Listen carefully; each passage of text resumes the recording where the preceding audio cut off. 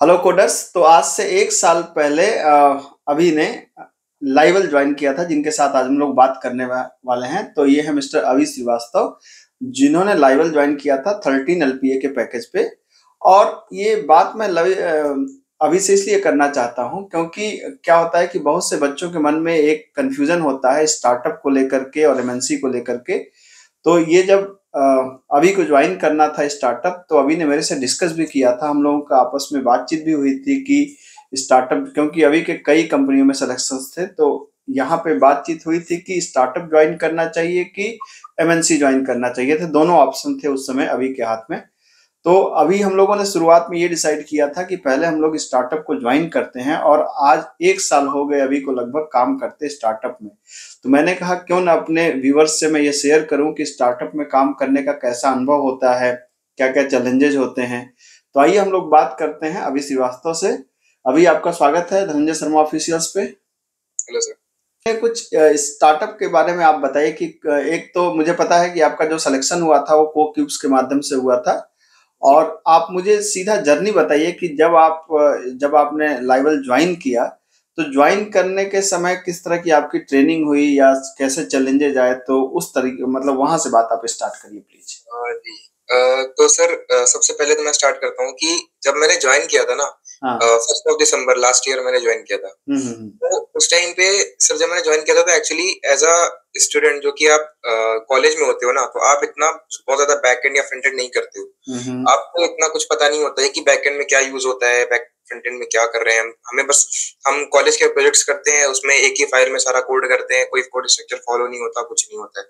तो सर जब आप किसी भी कंपनी में जाते हो तो सबसे पहला आपका जो काम होता है वो होता है कि कोड तो आपको करना आता है, बट आपको कोड लिखना कैसे है और कोड का स्ट्रक्चर क्या होगा, वो सारी चीजें होती हैं सर। तो हाँ ठीक है। तो सर ये हो गई कि ये जब भी ज्वाइन करोगे आप, तो आप ऐसा नहीं कि आप कॉलेज की जो कोडिंग करते हो चले आ रहे हो, क्योंकि कॉलेज में सबसे बड़ी चीज होती है, हम करते हैं डीएसए।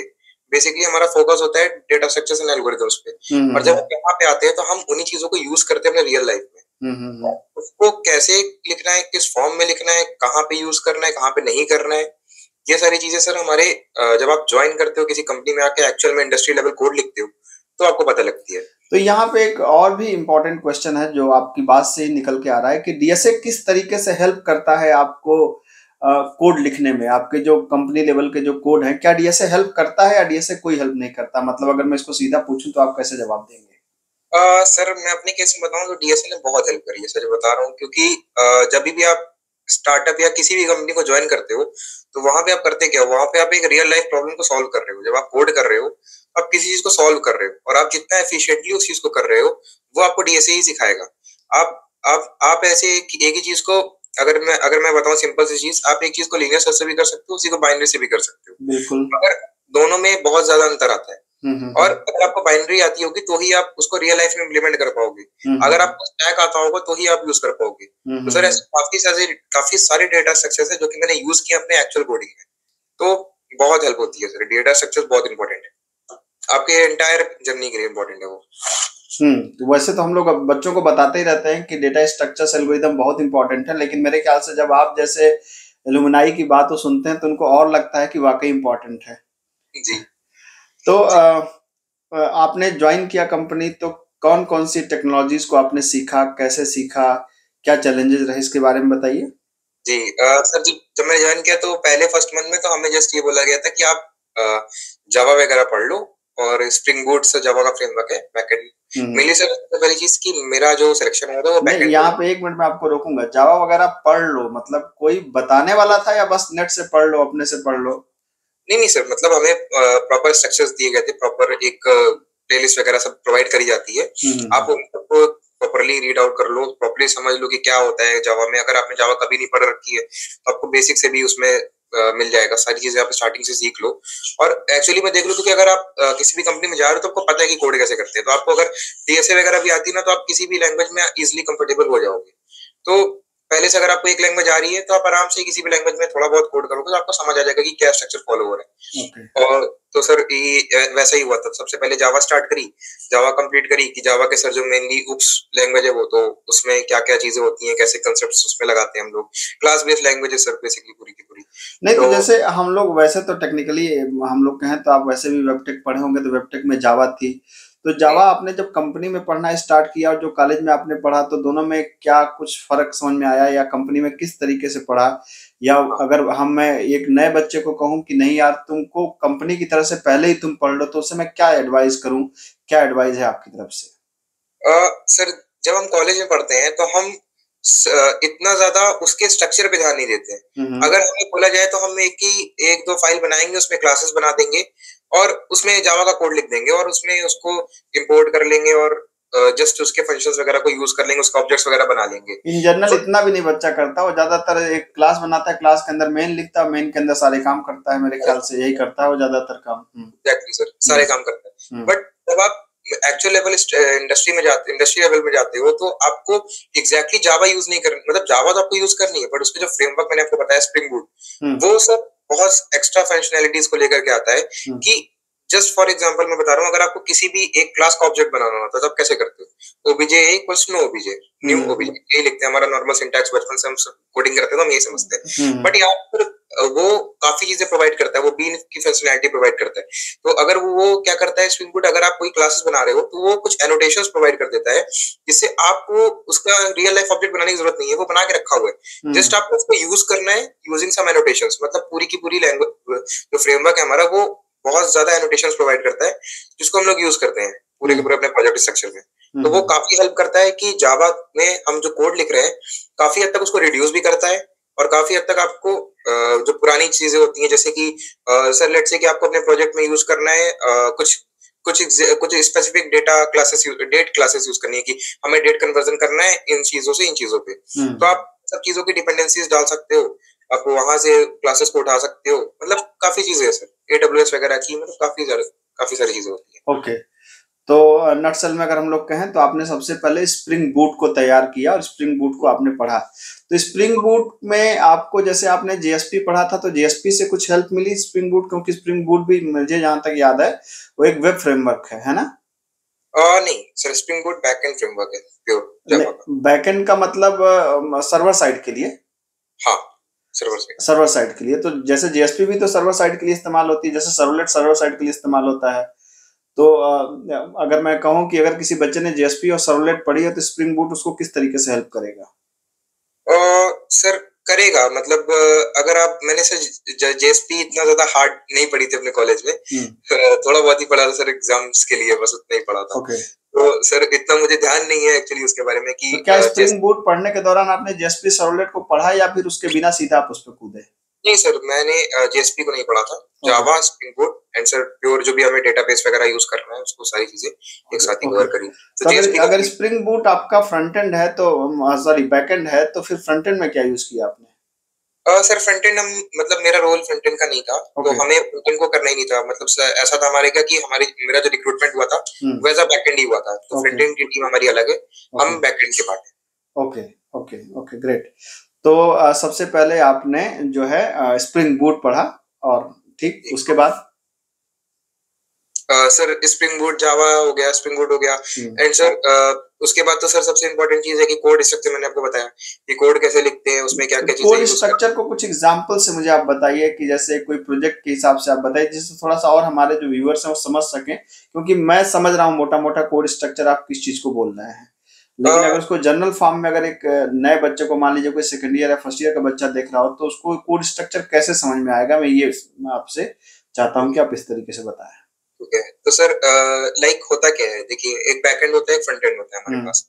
तो सर बैकएंड और फ्रंट एंड कुछ कॉल्स पे बंधे होते हैं, कि मतलब कुछ हमारे पास फ्रंट एंड से कॉल आएगी, हम बैकएंड को देंगे, बैकएंड उसको हैंडल करेगा, उसको एपीआई कॉल्स बोलते हैं। अच्छा, एक बात और बताइए, सॉफ्टवेयर इंजीनियरिंग का बहुत तगड़ा क्वेश्चन है कि आप बैकएंड का काम कर रहे हैं, फ्रंट एंड वाले को ज्यादा आप जानते नहीं हैं, तो जब आप बैकएंड का काम करते हैं तो फ्रंट एंड वाले से बात होती रहती है कि नहीं बात होती रहती? मतलब क्या फ्रंट एंड वाला भी लगातार आपके टच में रहता है कि फ्रंट एंड वाला अपना काम करता है, पहले से इतना बेहतर डिजाइन हो जाता है कि दोनों अपना अलग अलग काम करते हैं? तो मतलब जब एक प्रोजेक्ट में काम करते समय फ्रंट एंड और बैक एंड वाले कैसे आपस में इंटीग्रेट करते हैं कंपनी में? जी, तो सर इसका सब मैं बहुत मतलब आंसर बता सकता हूँ, क्योंकि होता क्या है कि आप बैकएंड से हो, एक टीम हमारी फ्रंट एंड की है, तो वो दोनों कैसे बात करते हैं, उनको मेन हमसे क्या चाहिए, वो उन्हें हमें हमसे मेन चाहिए एपीआईज। ओके। वो एपीआई होती है जो कि हम लोग बैकएंड पे तैयार करते हैं। उन्हीं चीजों को फ्रंट एंड क्या करता है, अपने जो भी उन्होंने फ्रंट एंड बनाया हुआ है उस पर इंटीग्रेट करता है। लेट्स से कि एक बटन बनाया उन्होंने, जो और जो मेरे व्यूअर्स हैं मैं उनको समझा दूं कि जैसे ये कहना चाह रहे हैं, अभी जो कहना चाह रहे हैं, जैसे कि मान लीजिए कि आपने एक एचटीएमएल पेज बना लिया जिसमें आपने कहा एंटर आईडी और आईडी के सामने टेक्स्ट बॉक्स लिखा है और सर्च बटन बना लिया। तो फ्रंट एंड वाले का काम बस इतना ही है कि एचटीएमएल बटन बताएं और एचटीएमएल के सामने एक टेक्स्ट बॉक्स बनाए, टेक्स्ट बॉक्स के नीचे एक बटन है। अब बटन पे क्लिक करने से डेटा डेटाबेस से उठ के आएगा, ये काम हो जाएगा बैकएंड वाले का जो अभी करते होंगे। तो ये एक एपीआई बना के देंगे, एपीआई में आईडी को पास करेंगे और आईडी के हिसाब से डेटा को देंगे। तो जो बैकएंड से जो डेटा कॉल हो रहा है, जो डेटा आ रहा है, इसी को एपीआई बोलते हैं, जो अभी बता रहे हैं। मेरे ख्याल से यही सही अभी मतलब सिंपल एग्जांपल के तौर पे अगर मैं उसको देखा तो जी बिल्कुल ठीक है। एग्जैक्टली। तो सर इसमें अगर स्ट्रक्चर की बात करें तो यही होता है कि जैसे हम जब बैकएंड पे कोड लिखते हैं तो हम एक फाइल में नहीं लिखते, क्योंकि हमारा जो कोड होता है अगर हम एक फाइल में लिखेंगे तो वो फिर हमारे लिए आगे के चल के उसको हैंडल करना बहुत मुश्किल होगा। कभी भी फटेगा हमारे कोड में तो हम उसको चेक नहीं कर पाएंगे कि कहाँ पे इशू आ रहा है, बहुत एक गंदा सा कोड दिखेगा वो। प्रॉपर तरीका सर यही होता है कि जब हम एपीआईज बना रहे हैं तो वो हम अलग फाइल्स में रखें। उसके बाद जो हमारा एक्चुअल बिजनेस लॉजिक जिसको हम लोग बोलते हैं, जिसको कि आप बोल लीजिए कि हमने जो अपना एक्चुअल लॉजिक लगाया, क्योंकि एपीआई क्या करती है, जस्ट डेटा ले रही है, ठीक है। तो आपको उसको प्रोसेस करना है, उसको सेव करना है, उस पर कुछ भी मॉडिफिकेशन करना है वो आप कहीं लिखोगे, ठीक है। अब उसको लिखने के बाद फिर आप क्या करोगे, उसको डेटाबेस में भेजोगे। तो ये तीन अलग अलग चीजें होती हैं। मतलब आप डेटाबेस से बात करनी है वो एक अलग चीज हो गई, आपको अपना कोड लिखना है वो एक अलग चीज हो गई, और आपको किसी से बात करनी है बाहर एपीआई कॉल्स देनी वो एक अलग चीज हो गई। तो आप 3-4 लेयर में ऐसे कोड लिखते हो अपना, कि हम जब भी हमें बात करें, हम किसी कोड फॉलो करें तो हमारा जो कोड है वो एक फ्लो में जाना चाहिए, कि पहले एपीआई पे आया, फिर हमारे कंपोनेंट्स पे आया, फिर हमारे डाउ क्लासेस में गया। तो ऐसा होता है। ओके, तो यहाँ पे आपने जो एपीआई बनाने के लिए मेरे ख्याल से आप स्प्रिंग बूट ही यूज करते होंगे। हाँ। ओके, तो स्प्रिंग बूट से आपने एपीआई बनाया और जो जो रिक्वायर्ड एपीआई चाह रहे हैं आपके फ्रंट एंड वाले, उनको बना करके आपने दे दिया। जी चलिए ठीक है, एक काम तो बात समझ में आ गई कि आपने एक प्रोजेक्ट पे काम किया और आपने बैकएंड में कुछ एपीआई बनाए, ठीक है। और कुछ सर इसके बाद तो सर अगर बैकएंड में बात करें तो होती तो बहुत चीजें हैं, क्योंकि मैंने मतलब काफी चीजें होती हैं। आपका लेट्स से कि आप तो वही तो काफी चीजें सुनने के लिए हम लोग यहाँ पे बैठे हैं और आपसे बात कर रहे हैं, जिससे हमारे व्यूअर्स जान सकें कि काफी चीजें क्या हैं। तो थोड़ा सा उसको माइनर डिटेल में बताइए जी। हाँ, तो सर होता क्या है कि आपका एक बहुत एक चीज होती है जो कि काफका, जिसको हम लोग बोलते हैं। क्या चीज? मैसेजिंग होती है sir, Kafka, Apache Kafka. Apache Kafka? Yes sir. वो एक नाम सुन रहा हूँ मैं भी। हाँ, वो एक्चुअली एक मैसेजिंग टूल है, मैसेजिंग उसको बोल लीजिए, या फिर एक क्यू बेस्ड एक टूल होता है। उसको हम क्या करते हैं कि लेट्स से कि सर हमें असिंक्रोनस कोई प्रोसेस करना है। सिंक्रोनस और असिंक्रोनस दो तरीके के प्रोसेस हम लोग यूज करते हैं। सिंक्रोनस मतलब होता है कि सर अगर कॉल आई है तो हम जो डिटेल्स वापस दे रहे हैं यूजर को, मतलब उसके कॉल के बाद जो हम रिस्पांस, एक रिक्वेस्ट आया फिर हमने रिस्पांस दिया, वो एक सिंक्रोनसली प्रोसेस में हो रहा है। जब हमारा एग्जैक्ट कोड स्ट्रक्चर, एग्जैक्ट हमारा कोड खत्म हो जाएगा, मतलब एग्जीक्यूशन कंप्लीट हो जाएगा, तो ही हम उसको रिस्पांस देंगे। और असिंक्रोनस में होता है सर हमने उसको रिस्पांस दे दिया और हमने वैलिडिटी चेक कर ली डेटा की, उसके बाद हमने उसको एक जगह पुश कर दिया, वो कोड अपना एग्जीक्यूट कर रहा है, बट यूजर को वेट नहीं करना पड़ेगा कि हमारे पास लेट्स से कि सर 10,000 रिक्वेस्ट एक टाइम पे आ गई तो हमारा सर्वर फट सकता है। मैं अपने व्यूअर्स को बता दूं कि ये जो बात कर रहे हैं बहुत टेक्निकल बात है, और इसी को इसका जो बेस है वो एजाक्स कहलाता है। एजाक्स अगर आप कभी पढ़ेंगे एसिंक्रोनस जावास्क्रिप्ट एंड एक्सएमएल, तो ये जो कोर जो टर्म है ना वो एजाक्स है, जो हम लोग पढ़ते हैं अपने वेब टेक में भी पढ़ते हैं हम लोग। तो उसी को ये सिंक्रोनस एसिंक्रोनस बोलना है। तो ये वेब में बहुत फेमस टर्म होता है कि अगर हमें जैसे हमने कोई रिक्वेस्ट भेजी और हम एक होता है रिक्वेस्ट को भेजना, रिस्पांस का आना, तो ये नॉर्मल सिंक्रोनस प्रोसेस है। लेकिन हम मीन टाइम पे रिक्वेस्ट भी भेज रहे हैं, रिस्पांस भी आ रहा है, तो ये एसिंक्रोनस प्रोसेस है ना? जी। तो वो हमारा जो एग्जीक्यूशन है, जो मेन एग्जीक्यूशन है वो हमारा चल रहा है, वो एग्जीक्यूट हो जाएगा, बट यूजर को वेट नहीं करना पड़ेगा। और इससे क्या होता है सर कि हमारा जो सर्वर है वो रिलायबल भी होता है। क्यों? लेट्स से कि सर अभी हमने सर्वर लिया, उसमें 10,000 रिक्वेस्ट आई, कल को चल के 10 लाख आ सकती है। तो सर 10 लाख आएगी तो एक साथ ही अगर किसी सिस्टम को हिट करेगी, तो ऑब्वियस सी बात है सर, सर्वर हमारा डाउन हो जाएगा। तो उन चीजों को बचाने के लिए हम क्या करेंगे, उन मैसेजेस को एक एक करके एक शिफ्ट में भेज देंगे, वो अपना बैकएंड पे एग्जीक्यूट हो रहा है, ना हमारे किसी यूजर को वेट करना पड़ेगा, और ना ही उसको जो है लाइक स्ट्रीमिंग जिसको हम लोग कहते हैं सर, स्ट्रीमिंग हो रही है हमारी, तो उसमें इतने इतने लोग यूज कर रहे होते हैं, जैसे 10 हम देखते हैं 5 करोड़ लोग वॉचिंग हो रही है, 6 करोड़ लोग की वॉचिंग हो रही है, तो वो सर सब स्ट्रीमिंग का ही पार्ट है, उसको स्ट्रीमिंग टूल ही बोलते हैं काफी को, कि हम कुछ डेटा स्ट्रीम कर रहे हैं, वो जा रहा है, अच्छा, एग्जीक्यूट हो यहाँ रहा पे है। एक और मेरी क्वेरी है कि जैसे मान लीजिए 5 करोड़ लोग एक साथ देख रहे हो या 10 करोड़ लोग एक साथ देख रहे हो, तो इसको तो मैनेज करने के लिए जो सर्वर जहाँ पे आपकी वेबसाइट होस्ट की जाती है, तो वो तो मतलब वो कहाँ पे होस्ट करते हैं आप लोग? मतलब वो क्या अमेजन के वेब सर्वर्स होते हैं उसको क्योंकि लोड बहुत ज्यादा होता है और ऐसे लोड पे वेबसाइट फट सकती है। तो फटने का मतलब ये होता है कि क्रैश कर जाने को, जो सॉफ्टवेयर इंजीनियरिंग में या जो कंपनियों में जो टर्म यूज होता है, वो वेबसाइट को क्रैश कर जाने का मतलब वेबसाइट फट जाना बोलते हैं, इन जनरल यही बोलते हैं ना। तो फिर उसको कैसे हैंडल करते हैं? उसको प्रोग्रामेटिकली हैंडल करते हैं या सर्वर से हैंडल करते हैं, कैसे हैंडल करते हैं? सर इसमें जो टूल यूज होता है, मैंने थोड़ा बहुत उस पर काम किया, मतलब एग्जैक्टली सर वो डेवऑप्स का पार्ट होता है। अच्छा। क्यूबरनेटिस बोलते हैं सर उसको, क्यूबरनेटिस एंड डॉकर, डॉकर मतलब उस पे इमेजेस वगैरह ले जाकर के हम रन कर सकते हैं। तो क्यूबरनेटिस होता है जिसपे हम लोग क्या कर सकते हैं कि अपने लोड बैलेंसेस लगा सकते हैं। ओके। वो होता क्या है कि सर अगर लेट्स से कि आपके पास 5 लाख प्रोसेस आ रही है और आपका सीपीयू यूटिलाइजेशन बहुत ज्यादा हाई होता चला जा रहा है, जो आपका सर्वर है वो एक आप सेटिंग्स कॉन्फ़िग लिख दो कि हमारा अगर सीपीयू यूटिलाइजेशन इतने परसेंट से ज्यादा हो रहा है, तो ऑटोमेटिकली आपका जो सेकंड सर्वर है वो ऑन हो जाएगा, और उसके बाद की जो रिक्वेस्ट आएंगी वो उस पर फॉरवर्ड होने लग जाएंगी। और इसको sir scale up scale down, जिसको हम लोग नॉर्मली बीटेक में भी पढ़ते हैं कि स्केल अप स्केल डाउन क्या होता है, तो automatic scaling up scaling down होती है, क्यूबरनेटिस में हम ऐसा कर सकते हैं। तो ऑटोमेटिक स्केलिंग अप का मतलब होता है सर कि लेट्स से रिक्वेस्ट आ रही है, हमारे सर्वर्स बढ़ रहे हैं, जैसे हमारे पास रिक्वेस्ट कम हो रही है तो हमारे सर्वर्स अपने आप नीचे भी जा रहे हैं, बंद भी हो रहे हैं, हम उसको फालतू में छोड़ना नहीं चाहते कि वो हमारा चलता रहे, तो इसको वैसे हैंडल करते हैं। तो मेरे अकॉर्डिंग सारी कंपनीज इसी को यूज करती है, scale up scale down process को। और ये डॉकर आपने एक टर्म यूज किया, ये क्या होता है डॉकर? सर डॉकर एक्चुअली क्या होता है, जैसे कि एक इन्वायरमेंट आप समझ लीजिए, होता है क्या है कि एक प्रोग्राम है मैंने लिखा, या एक चीज मैंने लिखी, कुछ भी कोड मैंने लिखा, पीस ऑफ कोड लिखा, उसमें कुछ चीजें ऐसी हैं, कुछ डिपेंडेंसीज ऐसी हैं जो हो सकता है कि दूसरे लैपटॉप पे, जैसे मेरे पास 2 लैपटॉप है, मैंने अपने कंपनी वाले लैपटॉप पे कुछ काम किया, उसको मुझे अपने पर्सनल वाले लैपटॉप पे चलाना है, और मेरे पर्सनल वाले लैपटॉप में सारे आउटडेटेड वर्जन है सारी चीजों के, ठीक है। तो होगा क्या कि हम उस पे अगर सेम पीस ऑफ कोड को लेके जाके अपने कॉपी पेस्ट करेंगे ना, तो उस पे नहीं चलेगा, क्योंकि वर्जन के अलग है, मेरे इस वाले लैपटॉप के वर्जन अलग है, ठीक है। अब होगा क्या कि आपको अगर दोनों को मैच करवाना तो कैसे करवाओगे, फिर एक एक का वर्जन आप मैच करो, ऐसा नहीं हो सकता। तो होता क्या है कि आप डॉकर बिल्ड करो, डॉकर फाइल्स होती है, डॉकर फाइल लिखी जाती है सर, छोटी सी, मतलब ज्यादा उसमें होता नहीं, आप उसमें वर्जन वगैरह बता सकते हो, एक डॉकर कंपोज फाइल होती है, उसमें आप अपनी डिपेंडेंसीज वगैरह बता सकते हो, उसमें अपने कमांड्स लिख सकते हो कि आप कौन से कमांड से स्टार्ट करते हो, सब चीजें आप पैक करके वो क्या करेगा, एक इमेज बिल्ड करेगा, उस जो हमारी फाइल है, जो हमारा प्रोजेक्ट है, उसकी एक इमेज बिल्ड करेगा, उसको डॉकर इमेज बोलते हैं।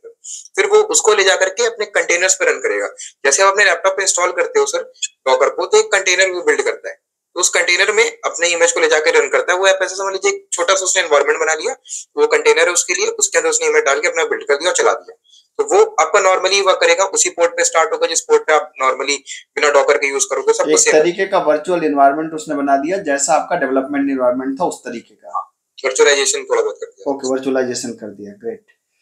तो अच्छा, ये बहुत ही बच्चों में एक रहता है कि स्टार्टअप में बहुत प्रेशर होता है, बहुत ज्यादा काम होता है, तो आपको प्रेशर कैसे था, आपने उसको कैसे हैंडल किया, या ये मिथ है या ऐसा नहीं होता है, क्या लगता है आपको? सर एक्चुअली अगर सही बताऊं तो ये मिथ नहीं है, प्रेशर तो आपको हर जगह मिलेगा, ऐसा नहीं है कि आप अगर स्टार्टअप में काम कर रहे हो या आप किसी भी कंपनीज में काम कर रहे हो तो आपको प्रेशर नहीं मिलेगा सर, हर जगह आपको काम असाइन होंगे, हर जगह आपको कंप्लीट करके देना है, बट प्रॉब्लम ये कि आप उससे निकलते कैसे हो, आप उसको देखते कैसे हो। अगर आप उसको ऐसे देख रहे हो कि आपको कुछ सीखने को मिल रहा है तो आपको उसमें मजा आएगा, बट आप अगर ये सोचोगे कि वो आपके ऊपर लोड हो गया तो फिर सर वो फिर आप मतलब आपको लगेगा कि आपके ऊपर प्रेशर आ रहा है। बट सर जनरली मैं बताऊं, अगर मुझे कोई भी चीज असाइन होती है, एक टाइम पे अगर 2-3 चीजें भी असाइन हो रही है, तो ये लगता है कि अगर मैं आज कुछ कर रहा हूँ तो हो सकता है कुछ नया सीख रहा हूँ उसमें। सबसे ज्यादा इम्पोर्टेंट ये स्पिरिट है, क्योंकि जब आप इस तरह के स्टार्टअप में काम करते हैं ना, तो आप बहुत ज्यादा सीखते हैं। मतलब इनफैक्ट अगर आपने मेरे ख्याल से आप अगले 4-5 सालों में, 7-8 सालों में अगर आप इस प्रेशर के साथ काम करते रह गए तो आप इतना ज्यादा सीख लेंगे कि मतलब वो आपके हो सकता है लाइफ लॉन्ग काम करेगा मेरे ख्याल से।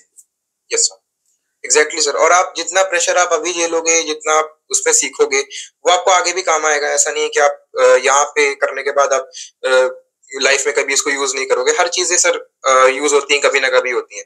और ये होता है सर कि स्टार्टअप्स में आप बहुत जल्दी सीखते हो, बहुत जल्दी चीजों को सीखते हो।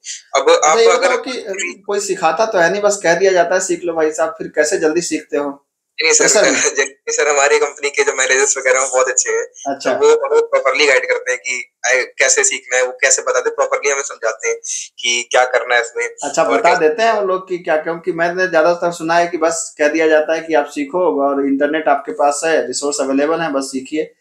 तो यस सर। लेकिन अगर आप कह रहे हैं कि आपके मैनेजर्स कोऑपरेटिव हैं तो मेरे ख्याल से तो ये तो अच्छी बात है। सर स्टार्टअप में सबसे बड़ा फीचर ये होता है कि आपकी जो टीम होती है ना, वो बहुत ज्यादा बड़ी नहीं होती, 10-20 हजार लोगों का नहीं होता है। हम्म। तो आपकी जो टीम होती है तो वो ज्यादा मतलब आपस में उनका सोशल ज्यादा अच्छा होता है, वो आपस में इंटरेक्ट ज्यादा करते हैं। अगर आपके पास बहुत ज्यादा लोगों की टीम होगी तो आपकी टीमें बड़ी होंगी, छोटी छोटी टीम्स में, तो आपको उतने का ही सर्कल होगा। बट यहाँ पे क्या है कि सर आप मल्टीपल चीजों में काम कर रहे हो, मल्टीपल चीजों को एक टाइम पे देख रहे हो, और उनसे बात करो तो आपको भी नॉलेज मिल रही है। और उनसे आपको बात करना इसलिए जरूरी है क्योंकि आपको कभी उनकी जरूरत पड़ रही है, कभी उनको आपकी जरूरत पड़ रही है। मैंने बताया सर आपको कि बैकएंड का स्ट्रक्चर ये होता है कि माइक्रो सर्विसेज होती है, तो छोटी सर्विसेज होती है, तो वो अपने में आपस में कैसे इंटरेक्ट कर रही है, वो क्या काम कर रही है, मैं क्या काम कर रहा हूँ, उन्हें भी पता लग रहा है, हमें भी पता लग रहा है। तो सर इस वजह से स्टार्टअप का कल्चर बहुत अच्छा होता है कि आपको हर तरफ से सीखने को कुछ ना कुछ मिल रहा है। तो एमएनसीज का कल्चर क्या होता है? अगर स्टार्टअप, अगर अगर मैं डिफरेंस, कल्चर डिफरेंस की बात करूं तो एमएनसी और स्टार्टअप के दोनों के कल्चर में क्या फर्क है? सर एक तो सर लर्निंग वाला है कि आपको लर्निंग तो यहाँ पे अच्छी मिलेगी, क्योंकि अगर आप एमएनसी में जाते हो तो सर मैंने मोस्ट वाली चीजों में सुना है कि एमएनसीज क्या करती हैं, आपको स्टार्टिंग में कोड इतना करने को देंगे नहीं। आपको क्या करेंगे, वो प्रॉपरली कहेंगे कि आप कम से कम 3-4 महीने आप एकदम ट्रेनिंग करो, एकदम किसी चीज को एकदम सीख लो अच्छे से। आपको बड़े बड़े कोर्स दे देंगे कि मतलब 3-3 महीने के आप इसको पढ़िए, इसको पढ़िए, इसको पढ़िए, आप कंप्लीट करोगे पहले उसको, फिर आपको धीरे धीरे वहां पे आपको प्रोवाइड करेंगे, मेंटर्स प्रोवाइड करेंगे, वो आपको दिखाएंगे कि ऐसा ऐसा कोड है, ये है वो। तो आप एग्जैक्टली तुरंत जाकर के आप कोड नहीं करते वहां पे। बट स्टार्टअप्स में क्या होता है सर कि आपने सीखा, तुरंत आपको इम्प्लीमेंट करना है उस चीजों को, आपके पास टाइम नहीं है। वो जो गैप हमें मिल रहा है कि 3-4 महीने का कि आप सीख रहे हो आराम से आप, और सर कभी कभी तो ऐसा होता है कि लोग 6-6 महीने तक केवल सीख ही रहे हैं, उनको कोई अभी रियल लाइफ प्रोजेक्ट ही नहीं मिला है, ऐसा भी होता है। और सर ये सर काफी सर्विस बेस्ड कंपनीज में देखा भी गया है नॉर्मली कि लोग बेंच पे होते हैं, उनको सीखने को मिल रहा है बट वो बेंच पे है। तो सर ये सब चीजें प्रोडक्ट बेस्ड कंपनी में और स्टार्टअप्स में नहीं होती है। अगर मैं आपसे कहूं कि अगर आप ये बताएं मुझे कि जैसे आपको क्या लगता है कि आपने क्या गलती करी जो जिसका खामियाजा आपको कंपनी में जाकर भुगतना पड़ा? गलती का मेरा सेंस ये है कि अगर हम इस चीज को उसी समय ऐसे पढ़ लिए होते तो बाद में हमको उस समय ज्यादा परेशानी नहीं होती। अगर मैं इस तरीके से कहूं तो मतलब इससे क्या फायदा होगा कि हमारे बच्चे समझेंगे कि अगर इस चीज को अभी पढ़ लें, कोर्स के समय ही पढ़ लें, तो हो सकता है कि उस समय जब हम किसी कंपनी में जाएं तो हमें उस चीज पे उतना एफर्ट नहीं लगाना पड़ेगा जितना अगर मतलब अभी परेशानी हो रही है। तो अगर आपको वापस बीटेक में जाना हो और फिर एमएनसी ज्वाइन करना हो, मान लीजिए कोई ऐसी वर्चुअल सिचुएशन है, तो आप क्या आकर वापस बदलना चाहेंगे? सर सबसे पहली चीज है थोड़ा बहुत बैकएंड करूंगा, क्योंकि जब स्टार्टिंग में करता था तो थोड़ा सा दिक्कत होता था कि क्या कर रहे हैं, क्यों कर रहे हैं। जैसे एपीआई वगैरह मैंने आपको बताया, तो इतना उसका काम नहीं किया था कभी, तो कोई दिक्कत होता था कि कैसे कर रहे हैं, क्यों लिख रहे हैं, ऐसा वाला होता था। जैसे स्टार्टिंग में कुछ भी नया हाँ, सीखते स्टार्टिंग हैं, में तो क्यों कर रहे हैं, काहे कर रहे हैं, समझ में नहीं आता क्योंकि हमारे पास ज्यादा एग्जांपल्स नहीं होते हैं। हाँ सर, थोड़ा बहुत मतलब मैं ये नहीं कहूंगा कि आप डीएसए छोड़ के उसको करो, बट हाँ 1 महीने आप दे सकते हो बैकएंड को, थोड़ा बहुत आप देख लो कि बैकएंड कैसे काम करता है, क्या है उसका स्ट्रक्चर, क्या है, एपीआई कैसे बनती है, फ्रंट एंड पे कैसे कॉल जाती है, फ्रंट एंड पे बैकएंड पे कैसे कॉल आती है, वहाँ पे हम कोड स्ट्रक्चर कैसे इंप्रूव कर सकते हैं, ये सारी चीजें हो गई। और जावा में जावा आप और एक्सप्लोर कर सकते हो थोड़ा सा, उसके जो ऊप्स कंसेप्ट हैं आप उसको सॉलिड कर सकते हो, वो आपको थोड़ा हेल्प करेंगी। मतलब मोटा मोटा मैं ये कहूँ कि एक तो डीएसए आपको करना ही है, लेकिन उसके साथ में आपको कुछ बैकएंड और कुछ प्रोजेक्ट्स बनाने चाहिए कुल मिलाकर के। अगर ढंग से एक दो प्रोजेक्ट आप बना लें जिसमें बैकएंड इस्तेमाल हो रहा हो तो काफी चीजें आपको क्लियर हो जाती हैं। एग्जैक्टली। ओके। ओके। तो अच्छा, ये सिर्फ जावा ही क्यों भाई साहब? क्या सिर्फ कंपनियों में जावा में ही काम हो रहा है? क्या और चीजों में काम नहीं हो रहा है? या डॉटनेट फ्रेमवर्क का क्या हालचाल है? या पीएचपी का क्या हालचाल है? या रिएक्ट आजकल बहुत चल रहा है, उसका क्या है? तो इन चीजों के बारे में आपका क्या कहना है, या सिर्फ आपकी कंपनी जावा पे काम करती है? सर मेरे यहाँ मतलब ऐसा जावा ही है और पाइथन वगैरह भी, मतलब मल्टीपल लैंग्वेजेस यूज होती है, ऐसा नहीं है। बट हाँ ये है कि मेनली जो हम काम करते हैं जावा पे, पाइथन पे, मैंने पाइथन पे भी काम किया हुआ है अभी आकर के। तो अब जावा और पाइथन इस समय चल रही है। और नहीं, एक मिनट, जब पाइथन पे आप कहते हैं कि आपने पाइथन पे काम किया है, तो पाइथन का मतलब हुआ कि पाइथन का मेन दखल तो मशीन लर्निंग में है। वेब में तो या तो फिर जैंगो फ्रेमवर्क में आप जाएं, तो आपने कैसा काम किया था? वेब रिलेटेड काम किया था या फिर मशीन लर्निंग का काम किया था? नहीं नहीं सर, पाइथन के बहुत यूज है। पाइथन के आपके यूज होते हैं बेसिकली आप जब डेटा इंजीनियरिंग करते हो थोड़ा सा, हाँ हाँ मतलब हाँ। आप डेटा इंजीनियरिंग आप ऐसा है कि जैसे हम जानते हैं कि सर डेटा वेयर हाउसेस होते हैं हमारे पास बड़े बड़े, वो क्या करते हैं सर, हमारे छोटे छोटे डेटाबेस वगैरह से हम लोग उसको टेलीपोर्ट करते हैं डेटा को, हमारा जो भी होता है। तो डेटा ट्रांसफॉर्मेशन हो गया, और सर उसके बाद आपका थोड़ा बहुत मशीन लर्निंग भी हो गया। तो ये इन सब चीजों में यूज होती है, क्योंकि अगर आपको किसी चीज की डिटेक्शन वगैरह करनी है तो आप उसको एफिशिएंटली पाइथन में करते हो। ओके। तो डेटा इंजीनियरिंग का पार्ट है हमारा पाइथन। और मतलब सर मल्टीपल जगह पे पाइथन भी यूज होता है, जहाँ पे पाइथन फिजिबल है, जहाँ पे हम जावा नहीं लिख सकते, तो उन जगहों पे पाइथन यूज करिए। नहीं, ये बात मुझे समझ में नहीं आई कि जहाँ जावा नहीं लिख सकते, मतलब ये नहीं लिख सकते का केस कैसे बनता होगा? मतलब कि नहीं यार, या फिर हमको इसको ऐसे, मेरे ख्याल से मैं जो समझ रहा हूँ कि जावा में इस काम को करने के लिए बहुत एफर्ट करना पड़ेगा, पाइथन में शायद बड़े आराम से हो जाएगा, मतलब आप ये कहना चाह रहे हैं? Exactly sir. और लेकिन सर लेकिन ये लेकिन भी यहाँ है, पर एक चैलेंज फिर कैसे होता होगा कि जैसे अगर एक पार्ट उसका, मान लीजिए कि वेब में तो खैर ये हो जाता है कि कंपेटिबिलिटी के इश्यूज, जैसे जावा में कोई चीज लिखी है फिर आपने पाइथन में लिखी है, एप्लीकेशन एक ही है, दोनों में इस्तेमाल होना है, तो उसको कंपेटिबल कैसे बनाते होंगे आप? सर वो टूल्स यूज होते हैं, जैसे मैंने आपको बताया कि जो पाइथन है, तो कुछ टूल्स होते हैं जो केवल पाइथन पे वर्क करते हैं, ओके। कुछ टूल्स होते हैं जो जावा पे वर्क करते हैं, कुछ टूल्स होते हैं जो दोनों पे ही वर्क कर सकते हैं। तो जो टूल्स हमारे होते हैं जो कि पाइथन पे वर्क कर रहे हैं, और जो टूल हमारे जावा पे वर्क कर रहे हैं, दोनों में ऐसा है कि सर हमारा जो इंटरनेट है उसमें सब कुछ है। आप उसमें जाके देख सकते हो कि वो दोनों टूल्स पे आपको अगर कनेक्ट करना है, आपको उन दोनों से एक दूसरे के साथ कनेक्शन करना है, तो आप कैसे कर सकते हो? कुछ ना कुछ वो एंड पॉइंट्स देते हैं, कुछ ना कुछ वो हर चीज में सर कुछ ना कुछ वेबहूक्स मिलता है आपको, कुछ आपको एपीआईज मिलती हैं हर जगह सर। अगर आप किसी भी चीज को आप नॉर्मली देखोगे तो इनफैक्ट मुझे लगता है कि शायद ये मीट जो गूगल मीट कर रहे हैं, ये भी कुछ ना कुछ एपीआई वगैरह देता होगा डेवलपर में हमारे, जैसे कि हमारे जो व्यूअर्स हैं वो याद रखें इस बात को कि जब हम लोग क्लास में बताते हैं कि ये फला एप्लीकेशन जैसे फेसबुक या इस तरह की बात करते हैं, तो कहते हैं कि ये चीज बनी होगी रिएक्ट में, ये चीज बनी होगी पाइथन में, ये चीज बनी होगी जावा में, तो कई बार लड़कों के दिमाग में आता नहीं है, लेकिन असल एप्लीकेशन भी ऐसे ही बनते हैं कि जो चीज जिसमें आसान है, ज्यादातर कोड उसमें लिखे जाते हैं, फिर उनको इंटीग्रेट किया जाता है बाय यूजिंग डिफरेंट टूल्स, है ना? एग्जैक्टली क्योंकि सर जावा में क्या है कि जावा में आप बहुत ज्यादा मशीन लर्निंग नहीं यूज कर सकते, हाँ। कर ही नहीं सकते सर, क्योंकि उसमें टूल्स ही नहीं है इतने ज्यादा, हमारे पास पैकेजेस नहीं है। और सर वो चीजें मशीन लर्निंग हो गई हमारे पास, और जो कि हमारे आई थिंक मैंने थोड़ा बहुत करी भी है सर, हमारे कॉलेज में आईबीएम आया था, आपको याद होगा, आईबीएम इंटर्नशिप के लिए आया था, तो उस टाइम पे उसने थोड़ा बहुत मशीन लर्निंग हमें सिखाई थी। तो उसमें उन्होंने कुछ लाइब्रेरीज के बारे में, जैसे कि नमपाई वगैरह हो गया, और मतलब पांडास वगैरह हो गया, तो उसमें सर डेटा फ्रेमिंग कैसे करते हैं, और डेटा को कैसे शॉर्ट करते हैं, कैसे उसमें से ग्राफ्स बनाते हैं, तो ये सारी चीजें हमें पाइथन ही देता है। ओके। और वो इसकी वजह से, इन सब फीचर्स की वजह से जहाँ पे उनका यूज पाइथन का ज्यादा होता है, तो वहीं पे पाइथन यूज होती है, और मेनली बैकएंड डेवलपमेंट के लिए तो सर जावा है। ओके। ओके। तो आपने जावा पे काम कर लिया, आपने पाइथन पे काम कर लिया, आपने स्प्रिंग बूट पे काम कर लिया, और भी कुछ सीख लिया? सर सीखा तो बहुत कुछ है, मतलब ऐसे तो सब देखा जाए तो थोड़ा बहुत डेवऑप्स भी कर ली, थोड़ा बहुत बैकएंड ही किया है सर मेन तो। अच्छा। और मतलब सर काफी चीजें होती हैं अगर मैं में। कहूँ आपसे कि डेवऑप्स, मुझे नटसेल में बताइए कि डेवऑप्स क्या है, तो मुझे आप बिल्कुल मतलब एक नटसेल में बता सकते हैं कि डेवऑप्स क्या है?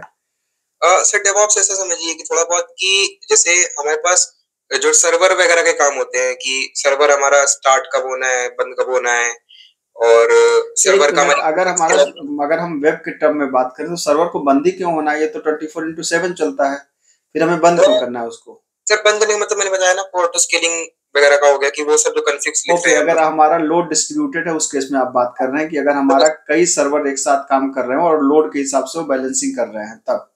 ओके। ओके। और सर उनकी उनकी कॉन्फ़िग्स क्या होंगी, उस पे लॉगिन वगैरह का क्या सीन होगा, और एक्सेस कैसे मिलेगा, और बैकएंड फ्रंट एंड को कितना एक्सेस कहाँ देना है, और आपका जो डेटा वगैरह है, जैसे कि सर ऐसा होता है कि आपकी कोई भी चीज कभी भी एक चीज में नहीं, मतलब एक डेटा अगर आपके पास प्रोडक्शन में आपके पास कोई भी डेटा है ना, तो वो आपके पास एक जगह पे नहीं होगा, आप उसका कहीं ना कहीं कॉपीज बना के रखते हो। तो ये सारी चीजों का सेटअप हो गया। तो हर एक चीज सर ये डेवऑप्स का ही काम होता है। हम सर कोड लिखेंगे, डेवऑप्स सर इन सारी चीजों को कॉन्फ़िग को मैनेज करेगा कि सर्वर्स कैसे हैंडल होंगे, कितने सर्वर्स होंगे, लोड बैलेंसिंग में हम कितने सर्वर्स डालेंगे, ये सारी चीजें हो गई।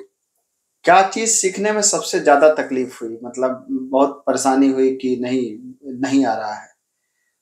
सर ऐसा तो नहीं मतलब हुआ? नहीं सर हुआ है, ऐसा अच्छा। हुआ है, बट लाइक सर स्प्रिंग में ही है, काफी चीजें आपकी स्प्रिंग सिक्योरिटी वगैरह चीजें होती हैं, कुछ थोड़ी सी आपकी कॉम्प्लेक्स होती हैं, वो स्प्रिंग के अंदर ही होती है। ये जो मेरा क्वेश्चन मैंने पूछा ना, इस क्वेश्चन का आंसर यही है कि जब डीएसए वगैरह आप पढ़ते हैं तो जब एल्गोरिदम में जब बहुत मुश्किल प्रॉब्लम्स होती हैं जिसको आप सॉल्व करते हैं, जो 2-2 3-3 दिन सॉल्व नहीं होती फिर भी आप लगे रहते हैं, तो इस तरह की लड़ने की क्षमता वो डेवलप कर देती है कि आपको फिर कोई चीज मुश्किल नहीं लगता है कि नहीं? एग्जैक्टली एग्जैक्टली सर, तो थोड़ा सा फाइट करोगे आपको वो चीजें कहीं ना कहीं से कुछ ना कुछ मिल ही जाएगा, आप उसको कर ही दोगे, ये वाला होता है। और हम्म आपने डीएसए करी है तो आप थोड़ा बहुत तो लॉजिक उसमें लिख ही लोगे अपना हम्म। और उसको चला ही लोगे, ये वाला है। ओके। तो और अभी अगर आप कुछ बताना चाहें कि आ, आपने काफी चीजों को कर लिया, काफी चीजें सीख लिया, यस सर। और मतलब आपको मजा आ रहा है स्टार्टअप में? हाँ सर, मजा मतलब बहुत मजा आ रहा है सर। मतलब एक होता है कि मतलब सर एक फैमिली टाइप का होता है, वो बन जाती है, तो उस टाइप का स्ट्रक्चर हो तो चुका है ये अब मुझे लगता है कि ये छोटी टीम होने की वजह से ऐसा होता है, क्योंकि जब बहुत बड़ी टीम होती है तो इस ऐसा नहीं हो पाता। छोटी टीम है तो लोग एक दूसरे से पर्सनली भी टच में होते हैं, तो मेरे ख्याल से उसकी वजह से तो। बॉन्डिंग हो जाती है। Yes sir. चलिए, आपके भविष्य के लिए ढेर सारी शुभकामनाएं। मैं बच्चों को ये बताना चाह रहा था, या किस किस तरह से इंडस्ट्री में काम हो रहा है, स्टार्टअप्स किस तरीके से वर्क करते हैं। कोई और बहुत चैलेंजिंग चीज जो स्टार्टअप में हो, आपको लगता हो कि यार ये स्टार्टअप में आई है तो फिर ये मतलब ऐसे ही होता है, मतलब एमएनसी स्टार्टअप में बेसिक डिफरेंसेस हम लोगों ने बात कर लिया, कुछ और आपको लगता है नोटिसेबल हो? सर लर्निंग का आपको टाइम अपना यूज कम करना पड़ेगा कि आप बहुत ज्यादा ये नहीं सोचोगे कि आपको बहुत ज्यादा टाइम लगेगा, तो आप आपके पास टाइम है, मतलब आपके पास टाइम नहीं है, मतलब ये चीज है कि आपको थोड़ी चीजें जल्दी ग्रैब करनी पड़ेंगी यहाँ जैसे पे। एमएनसी में आपने 6 महीना ट्रेनिंग में लिया, तो यहाँ पे इतना समय नहीं है, इतना आपको इतना समय यहाँ पे नहीं मिलेगा। आपसे एक्सपेक्ट किया जाएगा कि आप जल्दी सीखें और जल्दी इंप्लीमेंट करें। Yes yes. Sir. Yes sir, जल्दी सीखें आप, मेन चीज यही है कि सर आप कितनी जल्दी ग्रैब कर पा रहे हो चीजों को। लेकिन शुरुआत में इस तरह की चीजों से परेशानी होती है, लेकिन लॉन्ग टर्म में बहुत तगड़ा रिटर्न भी आपको देते हैं, ये बात याद रखें आप लोग। तो बहुत बहुत शुभकामनाएं अभी, और थैंक्स फॉर योर टाइम। और खूब आप आगे बढ़िए, और फिर हम लोग फिर जब कुछ नया आप करें तो हम लोग फिर बात करेंगे और फिर रिकॉर्ड करेंगे। बिल्कुल sir. Thank you so much. Thank you sir.